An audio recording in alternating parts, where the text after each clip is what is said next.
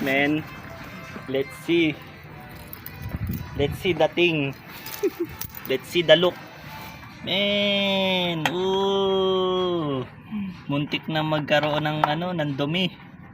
Buti malinis. Buti malinis pa, oh. Ang tibay, di ba?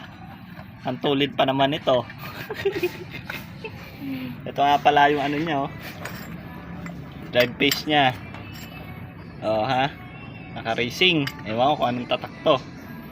Kanal na. Tapos ayun, yung pulley. Drive pace, pulley. Malala. Ang lakas na ng alog. Sana yung niya, bola. Ito yung bola, mga kaibigan. Para ito ba sa isa? Pwede. Ito yung bola. Lupit. Kaya palang tulin. Ito pa pinakamalupit, Bukod sa wasak na, 4 na bola lang ang meron. Huwag kayo magugulat tang.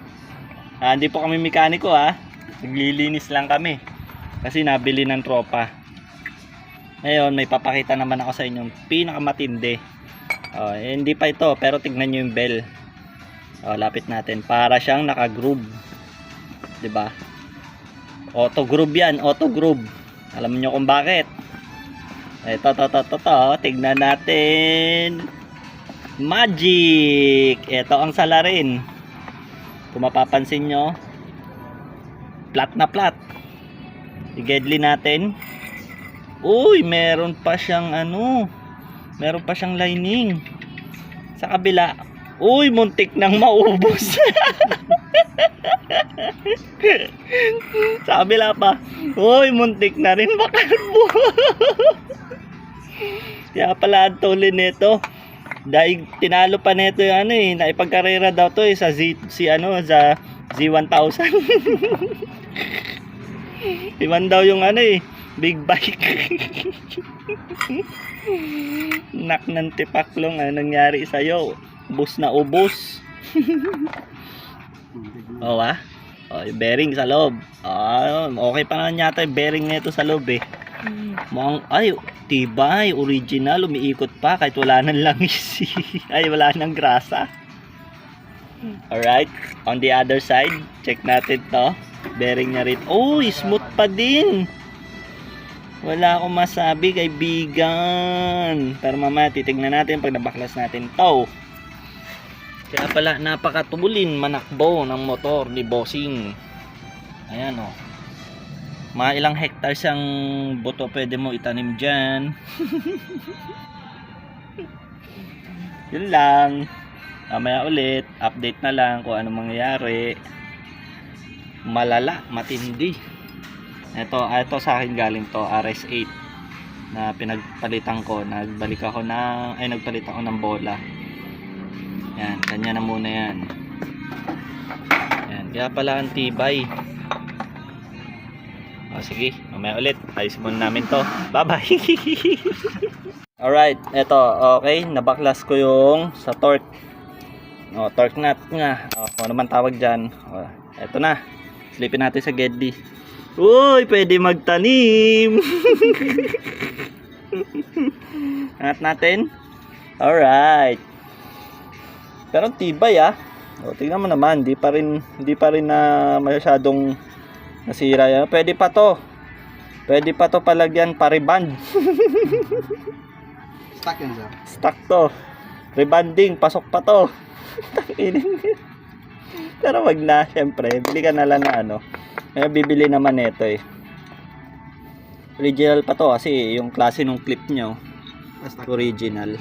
Stuck. Ganyan. Yan. Tapos, stuck rin yung stuck din yung spring. Yung spring niya 20,000 RPM to.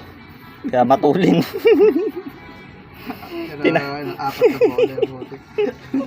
20,000 RPM kaya tinalo yung Z1000 smooth pa rin naman bababa pa na maayos toink. Smooth pa rin kaya ganito katibay yung yung torque drive na to di ba? Okay, sige. Maya ulit, update tayo. Goodbye! Okay, cleaning check. Tignan po natin. Ayan, mga baas ng mga dating dumi pero hindi naman baklas yung iba eh. Sa kalumaan na rin. Oh. Compare sa kanina na pwede kang magtanim ng buko. Kaya kung makikita natin dito yung dumi. Ay, ang kapal, ang itim. Ayan, ginamitan natin siya ng Extreme Premium Cleaner Brake and Carburetor, pero walang pang CVT. Pwede na rin to. Ingat nga lang kayo sa paggamit niyan kasi masyado matapang, ba tumama sa inyong mata. Ito na sila. Hindi naman perfectly finished pero pwede na, diba? Kesa naman sa walang linis. Ilang taon na to? 14 years. Oh, sa 14 years ngayon lang yata nalinis. Medyong linis lang. Pwede na yan. Hindi naman kami magaling eh. Alright. Check na lang ulit mamaya pag nabuo na. Goodbye. Ano yung pasabi?